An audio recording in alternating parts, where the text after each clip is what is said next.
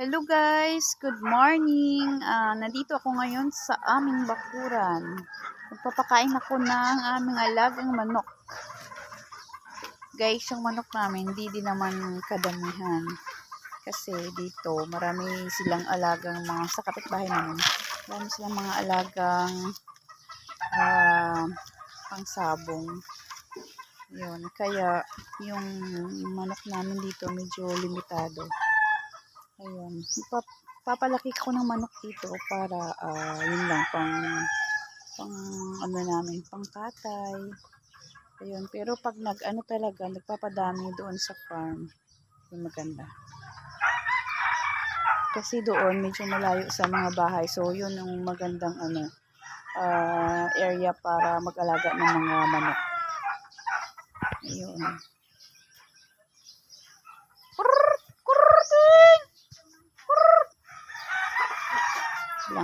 Lang sila.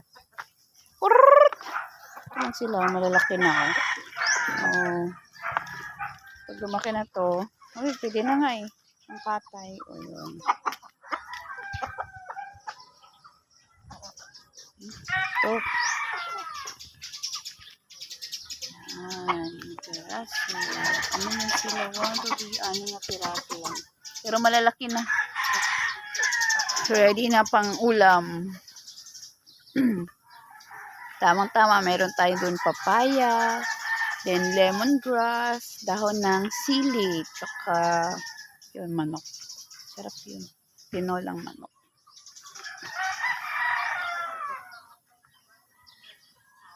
Yan sila, mga matataba na.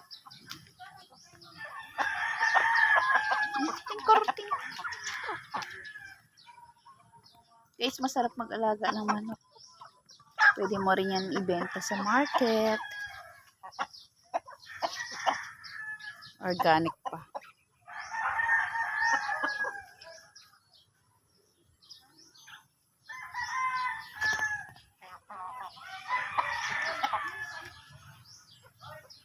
Kasi yung organic na manok, yung native is iba mostly yung kinakain nila is mga natural na pagkain. Yun. So wala silang chemicals na na kinakain. So yun. Kaya healthy yung karne nila. Kasi yung karne ng native at yung sa commercial na yung mga 45 days, diba? Iba talaga yung meat niya kaysa sa native. Malalasahan mo talaga. Guys.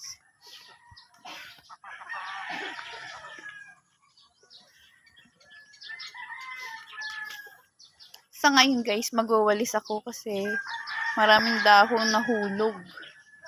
So, kailangan ko walisin to para itabi, para gawin naming pataba sa mga halaman.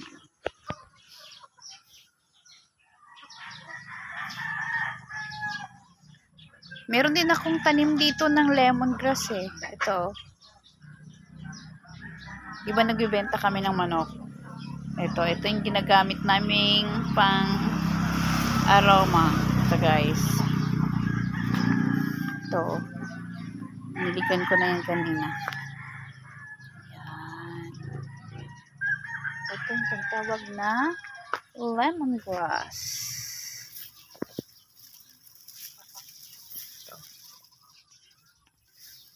Maraming benefits yung lemongrass Pwede mo rin siyang gawing tea para sa I think sa mga matataas yung uric acid, yun pwede yung inumin to, natural lang.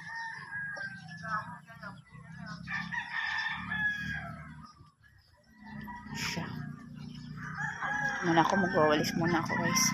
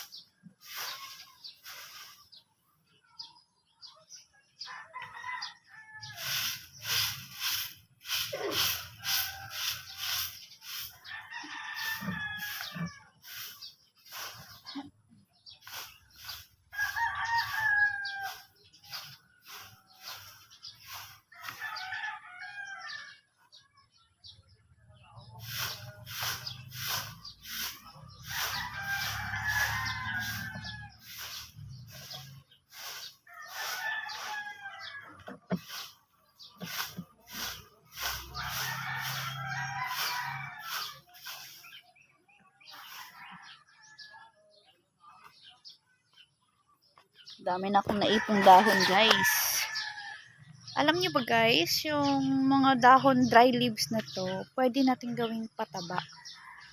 Ayun, i-ano lang natin siya, ilagay sa isang lagayan or kunyari, pit.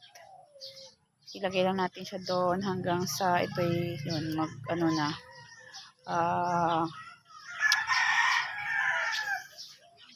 parang mabubulok na siya.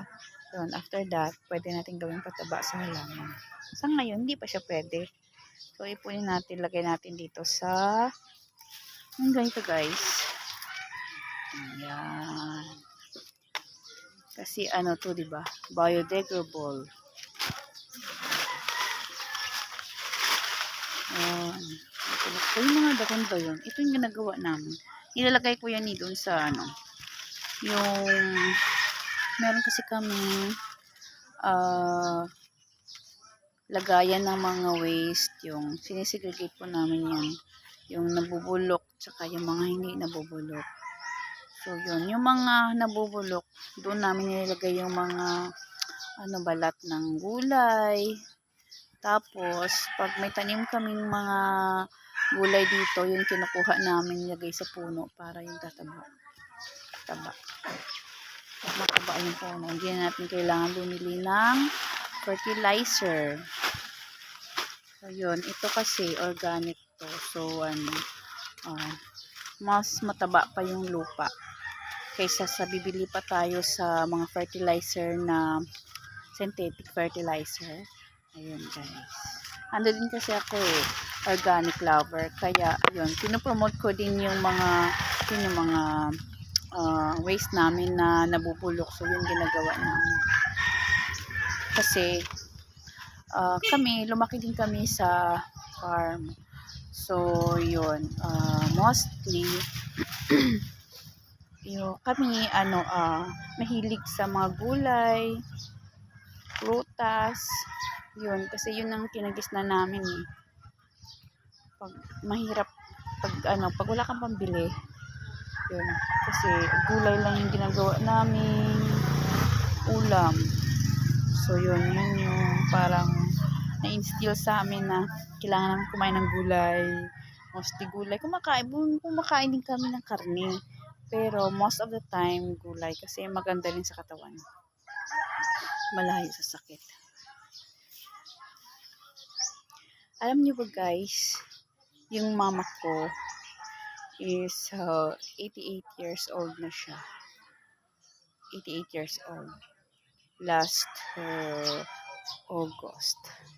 Kasi na-notice namin, siya, workaholic siya sa farm. Mahiling magtanim. Yung parang, passion niya talaga yung pagtatanim. Tapos, yun, marami sa farm namin, yung bahay namin, kubo, dati, maraming tanim niya na gulay, iba't ibang gulay. So, once na magluto kami, doon na lang kami kumukuha. Tapos, minsan, binibenta din sa market. Yun. Para, yun, pag may pera, pag may benta kami, yun naman pambili namin karne, tapos yung mga needs sa bahay, like mga sabon, mga ganun. Yan, guys. Yung mama ko, 88 years old na siya ngayon. So, yun, ibig sabihin, yun talaga yung nagpapatunay na yung pag mahilig ka sa gulay, talagang haba ang iyong buhay. Diba, guys? Yung mga mga sinaunang henerasyon, medyo matagal yung edad nila, no? Tsaka, guys, yung mama namin, wala siyang masyadong sakit. Kasi yun, napansin ko sa kanya kasi every time na kumakain kami at kunyari nagluto siya ng gulay,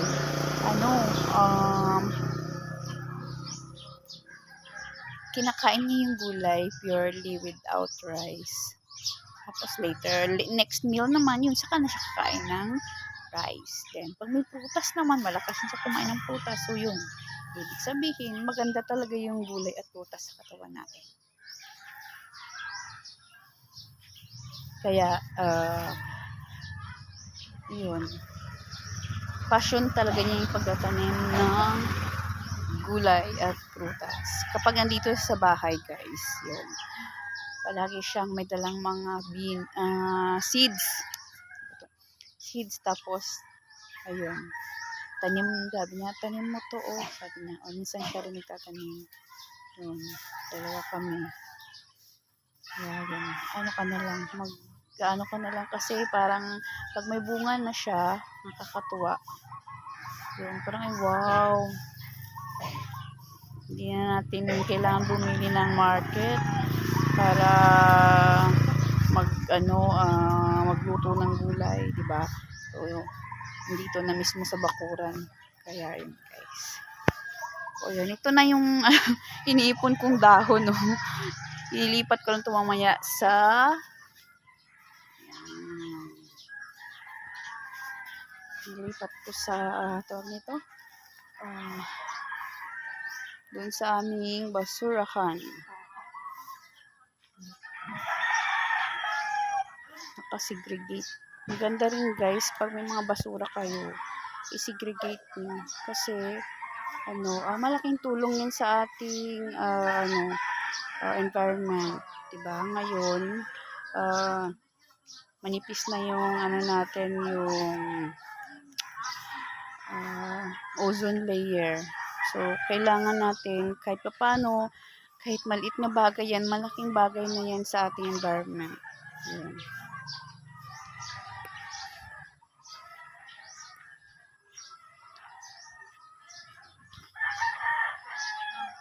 Siya. Okay. Guys, see you on my next video. Ingat po tayo palagi. God bless.